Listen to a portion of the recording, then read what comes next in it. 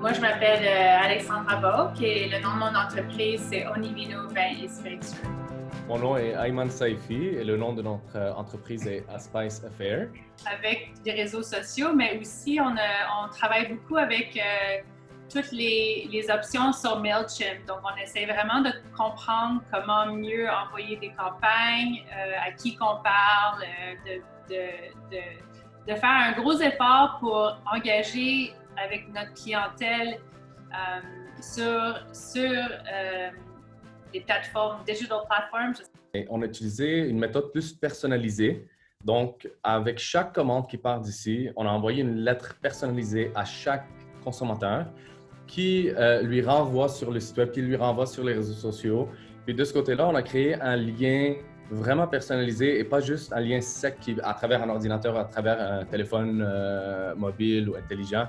Donc, de ce côté-là, on a vraiment pu se rapprocher du consommateur, rendre la relation très personnelle. Il faut vraiment réfléchir à ton produit et il faut encore une fois prendre le temps de réfléchir à la communication qui est maintenant différente. Donc, tu ne peux plus être dans la même salle quand tu décides d'aller sur une plateforme qui est via le web, mais tu peux quand même communiquer les mêmes émotions, c'est juste que ça se fait d'une manière très différente. Donc, c'est de bien comprendre ton produit et de bien simuler ce que ça représenterait en fait sur l'Internet, sur on the World Wide Web. Moi, je dirais vraiment, si vous voulez commencer un site web, la première chose qu'il faut faire, c'est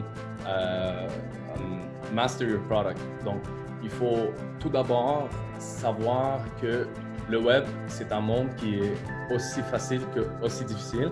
En même temps, comme d'un côté, oui, vous avez accès à des millions, puis des millions, puis des millions de consommateurs d'un coup, mais vous avez une chance à impressionner ce client-là, puis une petite faute pourrait vraiment avoir des répercussions très graves pour une entreprise. Donc, il ne faut jamais être têtu quand ça vient au web, dans le sens que des fois, vous allez faire une faute, vous allez envoyer le mauvais produit à la mauvaise personne, la personne va se plaindre.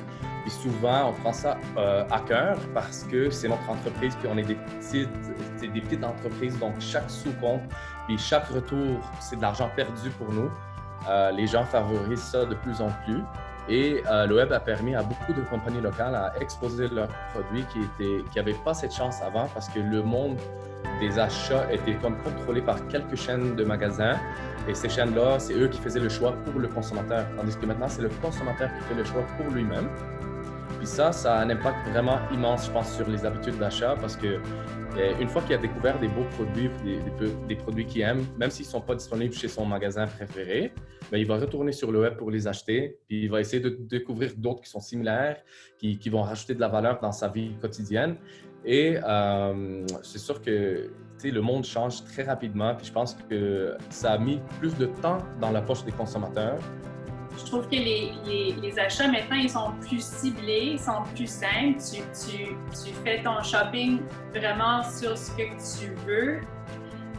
Moins de distractions, mais l'achat est plus calculé. Donc, pour Onivino et notre entreprise, en sachant ça, je fais vraiment l'effort de valoriser le produit et de le garder dans sa catégorie. Donc, c'est ça. Les entreprises d'aujourd'hui deviendront les grandes entreprises de demain. Donc, aujourd'hui, on est petit. Aujourd'hui, on est nombreux. Mais avec le temps, et espérons que à travers les générations, ces mêmes petites entreprises-là deviendront des entreprises importantes au Québec, des entreprises qui offriront des emplois aux Québécois, des entreprises qui contribuent à l'économie. Et à la fin de la journée, il y a de plus en plus d'entrepreneurs qui se lancent dans ce monde-là. Et si ce monde-là devient un turn-off ou devient très difficile, même à survivre pour les personnes, mais ça va tuer la créativité, ça va tuer la motivation de ce monde-là. Puis il y a beaucoup de gens brillants qui aimeraient faire partie d'être entrepreneur puis de se lancer en affaires. Mais si se lancer en affaires devient comme presque se condamner à à perdre sa vie, ben, ça devient très difficile, puis on peut tuer beaucoup d'opportunités pour beaucoup de monde.